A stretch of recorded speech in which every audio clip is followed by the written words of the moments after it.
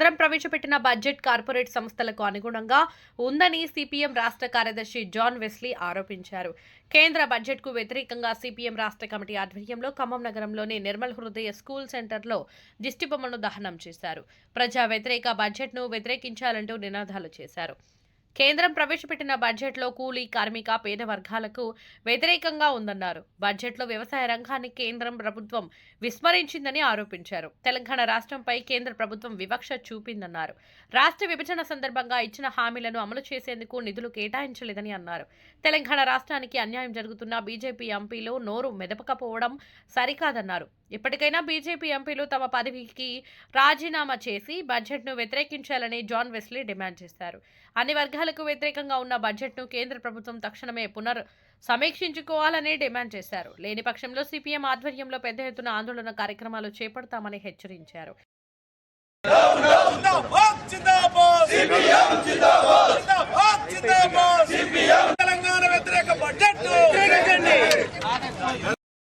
BJP ప్రభుత్వం ప్రవేశపెట్టినటువంటి budget పూర్తిగా కార్పొరేట్ సంస్థలకు అనుకూలంగా శ్రామిక బడుగు బలహీన వర్గాలకు వ్యతిరేకమైనటువంటి బడ్జెట్గా ఉంది.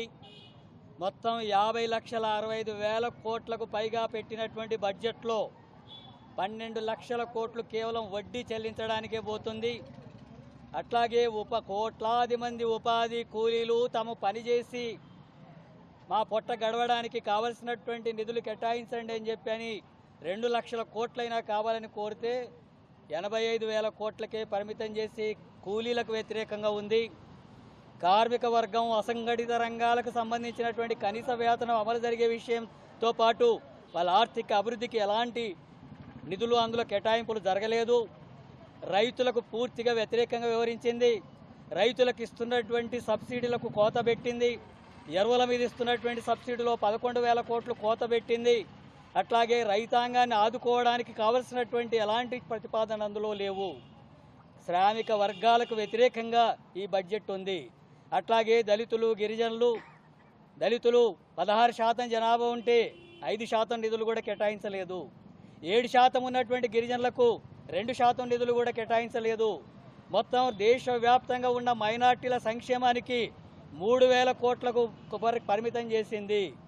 ఆ రకంగా బడుగు బలహీన వర్గాలకు వ్యతిరేకమైనటువంటి బడ్జెట్గా ఉంది. అలాగే రాష్ట్ర ప్రయోజనాల పట్ల చూసినప్పుడు పూర్తిగా తెలంగాణ రాష్ట్రం పట్ల వివక్ష పాటించింది, వ్యతిరేకత పాటించింది మోడీ ప్రభుత్వం. పాలమూరు రంగారెడ్డి జిల్లా ప్రాజెక్టును కానీ, కాళేశ్వరం ప్రాజెక్టును కానీ జాతీయ హోదా ప్రకటించలేదు. అలాగే రాష్ట్ర విభజన సందర్భంగా ఉన్నటువంటి ఒప్పందాలకు సంబంధించినటువంటి అమలుకు ఎలాంటి చర్యలకు పూనుకోలేదు. అలాగే హైదరాబాద్కు సంబంధించినటువంటి దాంట్లో మెట్రో లైన్ 2వ భాగాన్ని అమలు చేయడానికి నిధులు కేటాయించలేదు. ఇక్కడ బయ్యారం ఉక్కు ఫ్యాక్టరీకి సంబంధించినటువంటి నిధులు వాటికి సంబంధించినటువంటి ఊసే ఎత్తలేదు. ఆ రకంగా రాష్ట్ర ప్రభుత్వానికి రావాల్సినటువంటి నిధుల పట్ల కూడా పూర్తిగా వివక్ష పాటించింది, వ్యతిరేకత పాటించింది. ఇది పార్టీలకు అతీతంగా రాష్ట్ర ప్రజానీకమంతా కూడా వ్యతిరేకించాల్సిన అవసరం ఉంది. బీజేపీ ఎంపీలు 8 మంది ఉన్నారు, కనీసం 2 మంత్రులు ఉన్నారు. ఈ నిధులు రాబట్టడానికి వాళ్ళ నుంచి ఎలాంటి ప్రతిపాదన లేదు, ప్రయత్నం కూడా లేదు. అయినా మోడీ బడ్జెట్ను పొగుడుతున్నటువంటి పరిస్థితి ఉంది. అందుకే నేను సిపిఎం పార్టీగా డిమాండ్ చేస్తున్నాను, బీజేపీకి సంబంధించినటువంటి రాష్ట్రాల్లో ఉన్నటువంటి ఎంపీలు, కేంద్ర మంత్రులు వెంటనే ఆ పదవులకు రాజీనామా చేయాలా. రాష్ట్ర ప్రజానీకానికి వ్యతిరేకంగా ఉండే బడ్జెట్ పట్ల వ్యతిరేకత వ్యక్తం చేసి సాధించలేనందుకు నిరసనగా వాళ్ళు రాజీనామా చేయాలా, లేదా ప్రజానీకమే ఈ తెలంగాణలో బీజేపీకి తగినటువంటి గుణపాఠం చెప్పేందుకు పూనుకుంటుంది. ఈ క్రమంలో భాగంగానే సిపిఎం పార్టీ ఆధ్వర్యంలో దేశవ్యాప్తంగా నిరసన కార్యక్రమాలకు పిలుపునివ్వడం జరిగింది. తెలంగాణ రాష్ట్రంలో కూడా అవి కొనసాగుతున్నాయి. వెంటనే కేంద్ర ప్రభుత్వం బడ్జెట్ను పునఃసమీక్షించి తెలంగాణకు ఇవ్వాల్సినటువంటి నిధులను కేటాయించడంతో పాటు ఈ శ్రామిక బడుగు బలహీన వర్గాలకు నిధులు కేటాయింపులు పెంచాలా. విద్య, వైద్యానికి కలిపి 20% నిధులు కావాలని కోరుతూ ఉంటే దాన్ని 4% నిధులకే పరిమితం చేసి విద్య, వైద్యాన్ని వ్యాపారంగా మార్చేటటువంటి చర్యలకు పూనుకుంటుంది. ఉపాధి అవకాశాలు కల్పించడానికి వ్యతిరేకంగా ఉంది. సంక్షేమ పథకాలన్నింటినీ కూడా కుదించేసింది. ఎస్సీ ఎస్టీలకు ఇచ్చే సంక్షేమ పథకాలకు నిధులే కేటాయించడం లేదు. ఈ రకంగా ప్రజా వ్యతిరేకమైనటువంటి బడ్జెట్ని రాష్ట్ర ప్రజానీకమంతా కూడా వ్యతిరేకించాలా, ఆ ప్రభుత్వానికి సంబంధించినటువంటిది పునఃసమీక్షించి ఈ రకమైనటువంటి నిధులను పట్ల సరైనటువంటి కేటాయింపులు జరిగేంత వరకు ఈ ఆందోళన పోరాటాలు కొనసాగించాల్సి ఉంటుంది.